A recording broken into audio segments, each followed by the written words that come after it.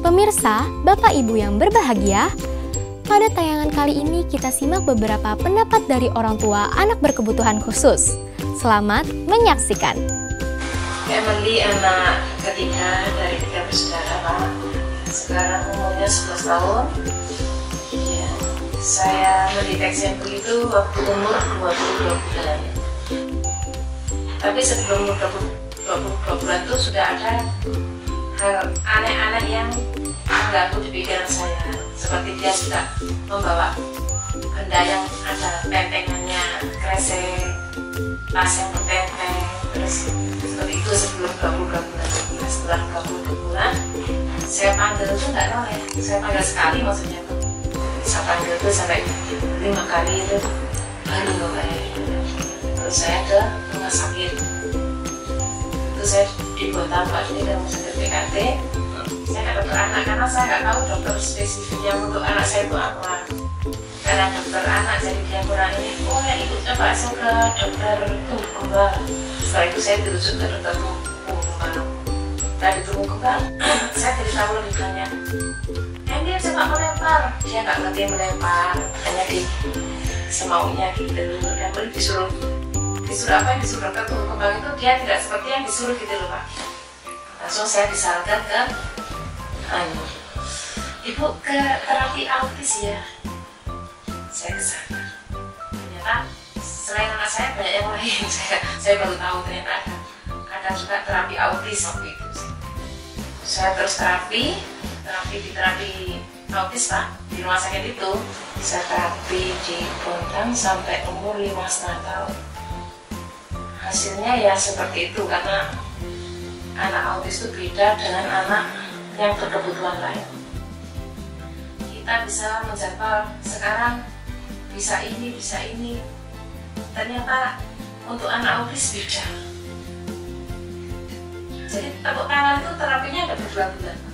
Ya, saya nggak berhenti situ, di rumah saya lakukan sendiri seperti itu. Saya kasih piring, saya suruh ngambil mana piring, mana sendok. Kadang piring saya bunyikan dia noleh gitu loh Pak. Jadi saya ini sendiri, saya browsing sendiri, saya cari di metode di internet itu apa waktu itu. Saya ini sendiri, jadi ya anak saya bisa dalam hal yang seperti itu aja. Alhamdulillah sekarang kalau menurut saya sudah ada kemajuan seperti walaupun Emily seperti ini, saya merasa sudah ada kemajuan yang berarti bagi saya. Itu udah menurut saya, bukan saya terlalu membanggakan diri saya Pak. Emily sudah bisa bergaul, udah bisa verbal, udah bisa 2 arah, itu bagi saya udah prestasi. Umur 3 tahun itu saya lihat kok beda ya sama teman-teman yang lainnya, teman-temannya dia yang normal lah. Jadinya dia sering merusak TV, sering merusak lemari dan sebagainya. Sehingga saya berpikir, kenapa dengan anak saya ya kok seperti ini? Sehingga solusi saya pada waktu itu agar dia bisa tenang, dia bisa berkomunikasi sama teman-temannya. Solusi saya satu-satunya saya sekolahkan dini. Seharusnya anak umur 3 tahun kan tidak boleh sekolah dini. Jadi saya sekolahkan aja, saya coba seperti itu. Nah, selain saya sekolahkan, Ilham juga saya terapi. Jadi saya terapi di tempat memang khusus untuk anak-anak ADHD. Di sana 1 anak 1 guru itu diberikan untuk anak spesial seperti Ilham ini. Jadi selama kurang lebih 2 bulanan ini, terakhir-terakhir ini Ilham sudah mulai agak membaik, sudah mulai tenang, di rumah pun dia sudah mulai agak tenang juga. Dan sehingga saya berani untuk menyekolahkan kembali dia di TK Pelangi ini. Awalnya saya ragu dengan anak saya ini apakah ADHD apa cuma aktif aja. Tapi setelah saya mulai saya searching di Google gitu, ciri-ciri anak ADHD itu seperti apa, sehingga saya tahu bahwa anak saya ini mengidap ADHD. Sehingga saya kontrol ke dokter anak dulu. Awalnya memang harus ke dokter anak. Jadi saya direkomendasikan ke dokter anak.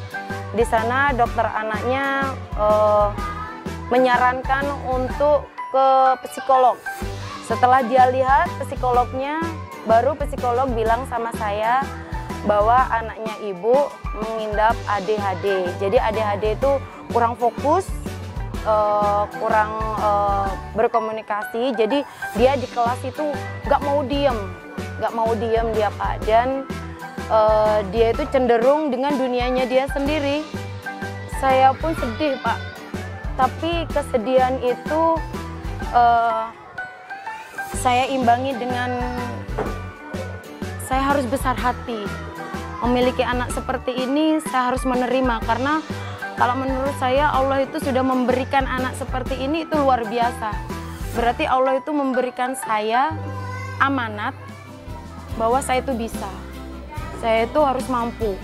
Jadi satu-satunya jalan yang harus saya lakukan yaitu iman saya harus saya kuatkan. Dan saya harus berikhtiar, itu aja. Biarkan Allah yang menentukan jalan anak ini bagaimana. Yang jelas saya percaya bahwa anak saya pasti bisa, seperti teman-teman yang lainnya. Karena saya yakin Allah menciptakan anak ini yang terbaik untuk saya, Pak. Himbauan saya untuk ibu-ibu yang memiliki anak seperti anak saya ini, adik-adik ini, yang jelas jangan putus asa, itu aja. Dan jangan berpikiran yang tidak-tidak kepada anaknya. Berikan kasih sayang. Walaupun kita sesibuk apapun, kita harus bisa meluangkan waktu untuk anak walaupun sedikit, agar anak itu bisa menerima kasih sayang kita. Itu aja Pak. Intinya anak adalah amanah dari Allah, itu aja. Setiap orang punya karakteristik. Setiap individu adalah unik. Setiap manusia punya kelebihan dan kekurangan. Tetapi setiap orang pasti punya kemampuan. Setiap anak pasti memiliki potensi. Demikianlah tayangan tadi, semoga Bapak Ibu dapat memahaminya. Sampai jumpa pada tayangan berikutnya.